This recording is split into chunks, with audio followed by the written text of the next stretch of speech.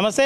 ప్రస్తుతం గాంధీ హాస్పిటల్లో బీసీల ఆమరణ నిరాహార దీక్ష చేస్తున్నటువంటి బత్తుల సిద్ధేశ్వరరావు కాసేపటి కిందనే దీక్ష విరమించిండు. దానికి గాను బీసీ నాయకులు కావచ్చు అందరూ కలిసి ఒక కాన్ఫరెన్స్ హాల్లో మీటింగ్ అయితే పెట్టుకున్నారు. 8వ తారీఖు నాడు కార్యాచరణ ఉంటుందని చెప్పేసి ప్రకటన అయితే చేశారు. ప్రస్తుతం మనతో పాటు blue India party state president బొంగు ప్రసాద్ గౌడ్ ఉన్నారు. ఒకసారి ఆయనతో మాట్లాడడం, అసలు బీసీలు ఏం చేయబోతున్నారు, అసలు బీసీల లక్ష్యం ఏంటిది అని చెప్పేసి అడుగుదాం. అన్న, చెప్పండి, ఏమనుకుంటున్నారు?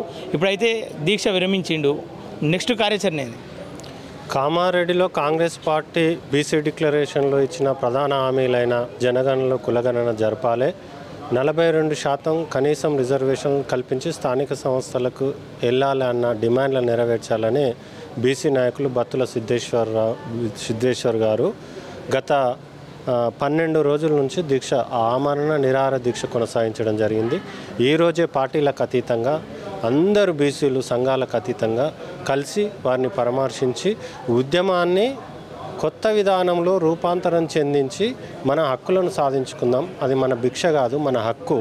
మన వాటా మనకు రావాలంటే కులగణన జరగాలి, కానీ ప్రాణాల మీదకి తెచ్చుకోవద్దని చెప్పి, అదేవిధంగా కాంగ్రెస్ పార్టీలో ఉన్న ఎమ్మెల్సీ తిన్మార్ మల్లన్న ఇతర అందరు నాయకులు కలిసి హామీ ఇచ్చి తన దీక్షను విరమింపజేయడం జరిగింది.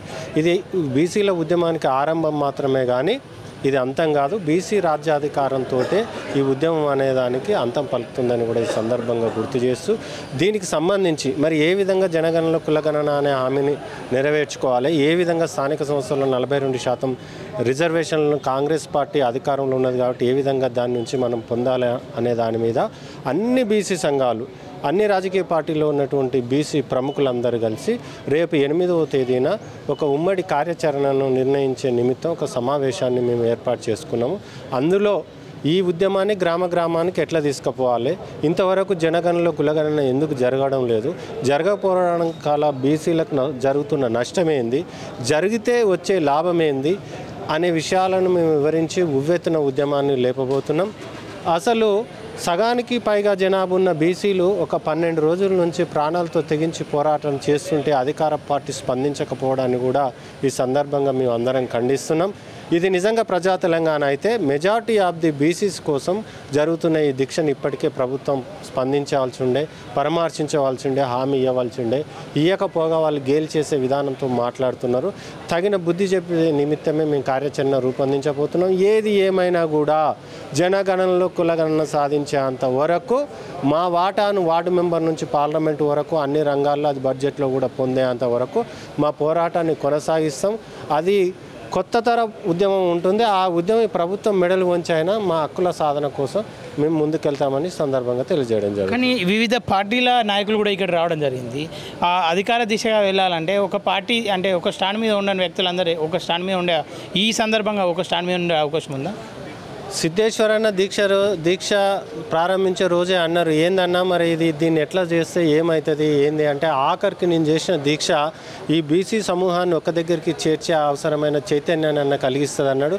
తనని ఈ సందర్భంగా నేను అభినందిస్తూ కృతజ్ఞత కూడా తెలియజేస్తున్నా. ఎందుకంటే అన్ని రాజకీయ పార్టీల్లో ఉన్న బీసీలు అన్ని సంఘాలలో ఒక దగ్గర సమావేశం అవ్వడానికి అవసరమైన చైతన్యాన్ని ఈ దీక్ష ఇచ్చింది. ఇదే స్ఫూర్తిని కొనసాగించి సమూహ ఉద్యమ నిర్మాణం చేసి మరో సామాజిక తెలంగాణ ఉద్యమ నిర్మాణం చేసి మా హక్కుల సాధన కోసం, రాజ్యాధికారం కోసం మనం పోరాటం చేయబోతున్నాం. ఓకే, దీంట్లో భాగంగా 8వ తారీఖు నాడు మీడియాకు కూడా అలవలేదు అని చెప్పేసి ఒక వార్త అయితే వినిపిస్తూ ఉంది. మీడియాకి ఎందుకు అలవలేదు? దాని ఉద్దేశం ఏంటంటే, మేము తాజకృష్ణలో అంత పెద్ద బీసీ సంయుక్త సమావేశాన్ని ఇంటలెక్చువల్ ఫోరం ఆధ్వర్యంలో నిర్వహించుకోవడం జరిగింది. ఇప్పటి వరకు కొనసాగుతున్న ఈ 12 రోజుల దీక్ష కానీ, అక్కడ గీసుకొండలో చాపర్తి కుమార్ గాడ్గే చేసినటువంటి దీక్ష కానీ, మొన్నటి వరకు జక్కన్ సంజయ్ కుమార్ చేసిన దీక్ష కానీ, దీనికి సంబంధించి పెద్ద ఎత్తున మండల స్థాయి వరకు వెళ్ళినటువంటి ఈ కార్యక్రమాలను వేటిని కూడా మెయిన్ స్ట్రీమ్ మీడియా ఇంతవరకు పట్టించుకోలేదు. మెయిన్ స్ట్రీమ్ మీడియా వ్యూవర్స్ బీసీలు లేరా? వాళ్ళ ఛానల్ నడుస్తున్నాయంటే ఇప్పుడు బీసీలు చూస్తే కాదా? వాళ్ళ పత్రికలు బీసీలు చూస్తలేవా? ఒక జర్నలిజానికి వచ్చినటువంటి ఎలక్ట్రానిక్ మీడియా కానీ, ప్రింట్ మీడియా కానీ మీ నైతిక బాధ్యత ఉన్నదా లేదా? మా హక్కు కాదా? మాది న్యాయ పోరాటం కాదా? అయినప్పుడు మీరు ఎందుకు చూపిస్తలేరని మీడియా కూడా ఈరోజు వివరణ ఇవ్వాల్సిన అవసరం ఉంది. ఆ ఉద్దేశంతో మా నాయకులు కొంత ఆ విధమైనటువంటి మాటలు మాట్లాడడం జరిగింది. ఓకే, ఫైనల్గా అయితే 8వ తారీఖు నాడు కార్యాచరణ ఏముండబోతుంది? 8వ తారీఖు నాడు మేము తీసుకునే కార్యాచరణ చూస్తే సగానికి పైగా అసెంబ్లీకి కబ్జా చేసినటువంటి ఓసీ కులాలకు దిమ్మ తిరిగిపోతుంది. జనగణన గత ప్రభుత్వం చేసింది, బయట పెట్టలేదు, దాచిపెట్టింది. ఈ ప్రభుత్వం చేయడానికే సాహసిస్తలేదు. రాహుల్ గాంధీ చేస్తుంటుండే అదే పార్టీలో ఉన్న రేవంత్ రెడ్డి హామీ ఇచ్చి చేయనంటుండు. ఈ దొంగ కబుర్లు, మోసపూరిత విధానాలకు ఏ విధంగా సమాధానం చెప్పాలనో మా ఆత్మ గౌరవ నినాద ఉద్యమాన్ని నిర్మించి మీ మెడలు వంచి మాకు కావాల్సిన హక్కులను సాధించుకునే ఉద్యమాన్ని రేపు కార్యాచరణ రూపంలో ప్రకటించబోతున్నాం. ఓకేనా.